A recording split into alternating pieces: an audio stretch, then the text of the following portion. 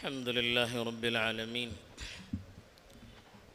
والعاقبة للمتقين والصلاة والسلام على سيد الأنبياء والمرسلين خاتم النبيين محمد وعلى آله وصحبه أجمعين اما بعد۔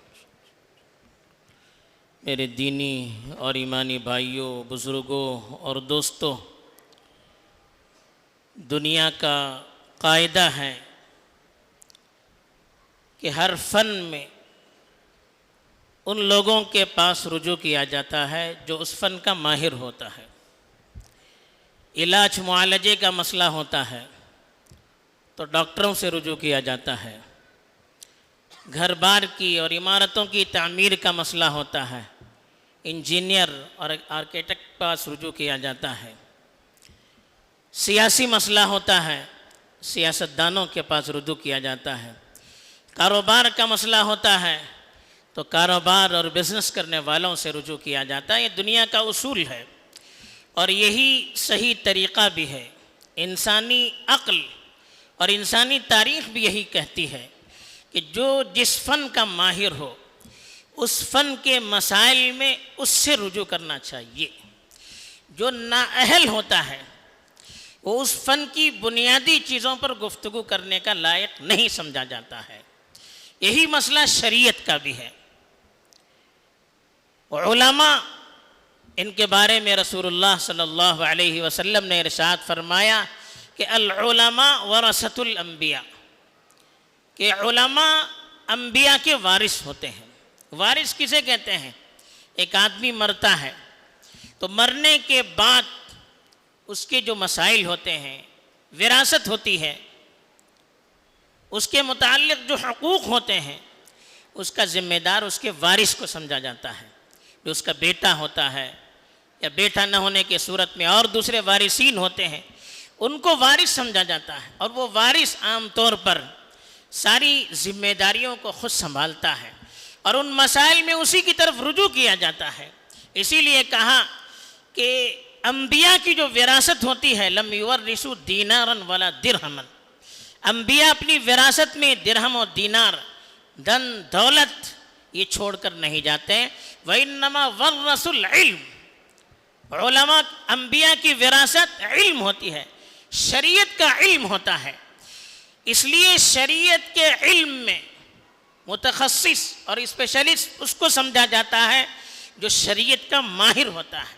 وہ کون ہوتے ہیں؟ جو علماء ہوتے ہیں، جن کی زندگیاں قرآن اور حدیث اور شریعت کی کتابوں کی تحقیق میں گزرتی ہے، ان کے مطالعے میں، ان کی تحقیق میں، ان کی تدریس میں گزرتی ہے۔ جب زندگی کسی چیز میں لگتی ہے تو اللہ تعالیٰ ان کے اندر وہ صلاحیت دیتے ہیں، وہ ذوق دیتے ہیں، وہ مزاج دیتے ہیں کہ اس کی روشنی میں وہ دنیا کے مسائل حل کر سکتے ہیں۔ کیا مسئلہ آتا ہے، کیسے مسائل آتے ہیں، قرآن کی روشنی میں، حدیث کی روشنی میں وہ حل کرتے ہیں۔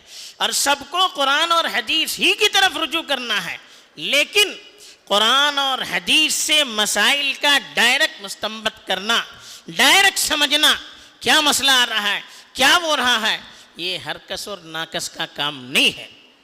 یہ ایسی معمولی چیز نہیں ہے کہ ہر آدمی غور کرے اور اپنے مزاج کے مطابق مسئلہ نکالے۔ قرآن پر غور کرنا ہے، حدیث پر غور کرنا ہے۔ اس کے لیے قرآن اور حدیث کے مطالعے سے ہمارے علماء نے بہت سارے اصول متعین کیے ہیں، بہت سارے قواعد بتائے ہیں۔ جب تک ان چیزوں میں ہم مہارت حاصل نہیں کریں گے، ڈائریکٹ ہم قرآن اور حدیث سے سمجھ نہیں سکتے، اس سے ہم مسائل کو حاصل نہیں کر سکتے۔ قرآن حدیث میں اللہ کے رسول صلی اللہ علیہ وسلم نے صاف ارشاد فرمایا کہ من قال فی القرآن برأیہ فلیتبوأ مقعدہ من النار، فلیتبوأ مقعدہ فی النار، کہا جو اپنی رائے سے قرآن کے مطابق قرآن کے متعلق کوئی بات کہتا ہے کہ قرآن نے ایسا کہا، قرآن نے ایسا کہا، یہ مسئلہ قرآن میں ایسا ہے، اپنی رائے سے کہتا ہے تو اس کو اپنا ٹھکانہ جہنم میں بنانا چاہیے۔ یہ سخت وعید سنائی، کس نے سنائی؟ ہمارے اور آپ کے آقا رسول اللہ صلی اللہ علیہ وسلم نے سنائے۔ کیوں سنائے؟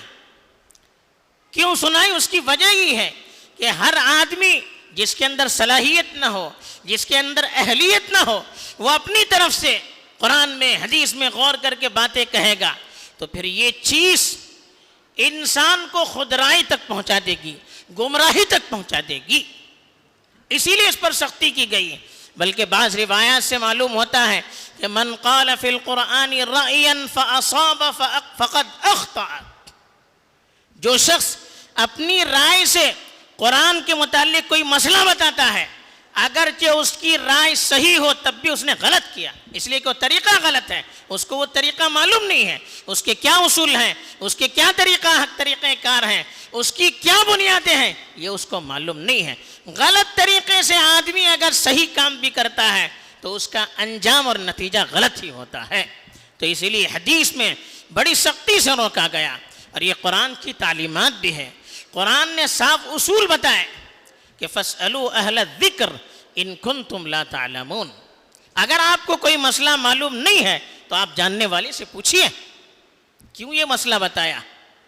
اس لیے کہ سب کی سطح یکساں نہیں ہوتی، سب کے سمجھنے کا انداز یکساں نہیں ہوتا ہے۔ ہر شخص کو ہم قرآن اور حدیث کا گہرا مطالعہ کرنے کے لیے لگائیں گے، باقی دنیا کا کام کون کرے گا؟ ساری چیزیں برابری سے ہونی چاہیے۔ اسی لیے قرآن مجید میں دوسری آیت میں منافقوں کے سلسلے میں جو لوگ اچھے برے ہر طرح کے پروپیگنڈے بغیر تحقیق کے کیا کرتے تھے، ان کے بارے میں فرمایا وَإِذَا جَاءَهُمْ أَمْرٌ مِّنَ الْأَمْنِ أَوِ الْخَوْفِ أَذَاعُوا بِهِ، ان کے پاس اچھی یا بری کوئی خبر آتی ہے فوراً پھیلا دیتے ہیں، تحقیق نہیں کرتے کیا صحیح کیا غلط کیا اس کا حل ہے، تحقیق نہیں کرتے، فوراً اس چیز کو عام کر دیتے ہیں۔ وَلَوْ رُدُّوهُ إِلَى الرَّسُولِ وَإِلَى أُولِي الْأَمْرِ مِنْهُمْ، کہا کہ اگر وہ اپنا مسئلہ رسول کی زندگی میں رسول کے پاس پیش کرتے یا ان کے بعد علماء اور فقہا کے پاس پیش کرتے لَعَلِمَهُ الَّذِينَ يَسْتَنبِطُونَهُ مِنْهُمْ، تو جو علماء ہوتے اس سے حل تلاش کرتے، کیا صحیح کیا غلط کیا کھرا کیا کھوٹا، اس کو وہ غور کر کے بیان کرتے۔ اس سے خود قرآن نے اشارہ کیا کہ ہر آدمی کو قرآن میں حدیث میں رائے زنی کرنے کی اجازت نہیں ہے۔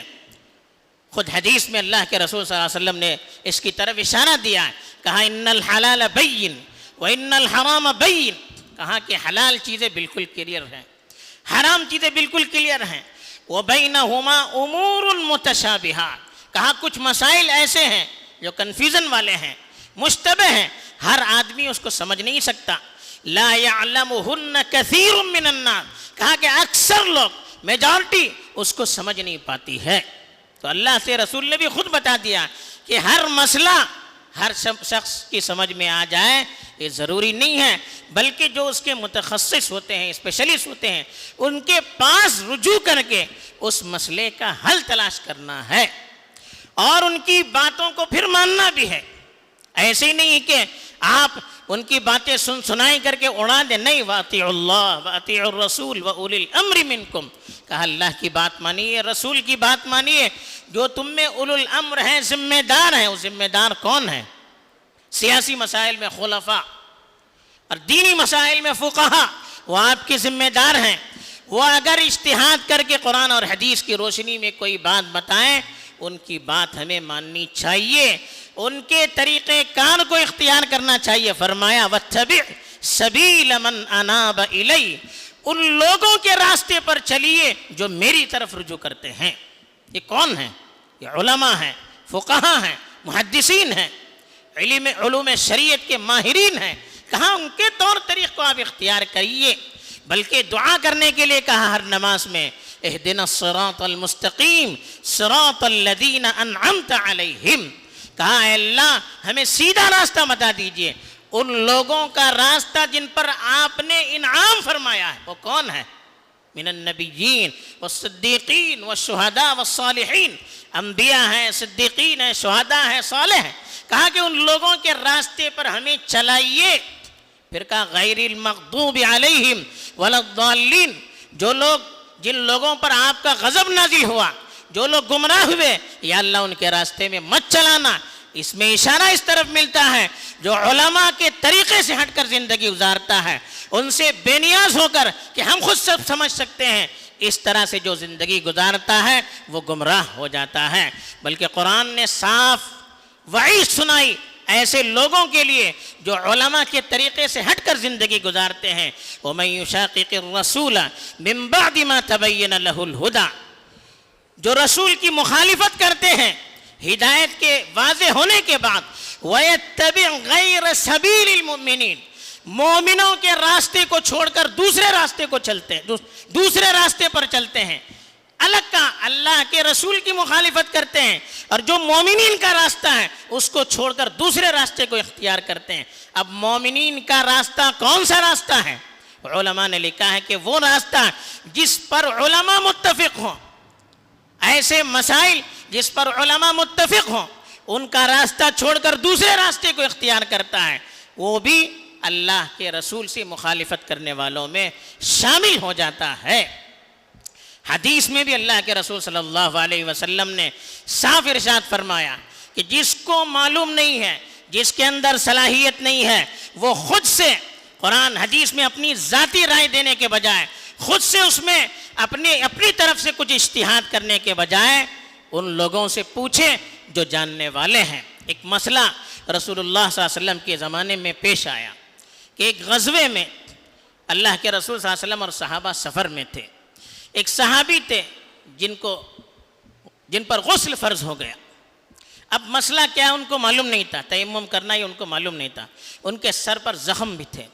بعض صحابہ سے انہوں نے مسئلہ پوچھا، انہوں نے کہا کہ نہیں، غسل فرض ہو گیا تو غسل کرنا ضروری ہے۔ انہوں نے غسل کیا، اس سے ان کی وفات ہو گئی۔ رسول اللہ صلی اللہ علیہ وسلم تک وہ مسئلہ پیش کیا گیا۔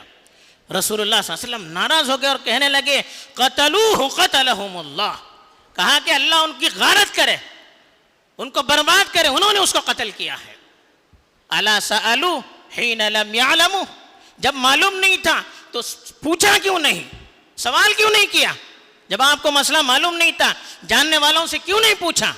پھر کہا انما شفاء العی السؤال، جہالت کا حل، نہ جاننے والی چیزوں کا حل یہ سوال کرنے میں ہے۔ سوال کس سے کریں گے؟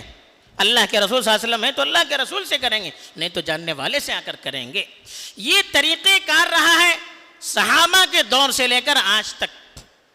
صحابہ میں بھی آپ دیکھیے کتنے لوگ ہوتے تھے فتویٰ دینے والے، ہر صحابی فتویٰ نہیں دیتا تھا، بلکہ جو ماہرین ہوتے تھے ان کے پاس جا کر پوچھتے تھے۔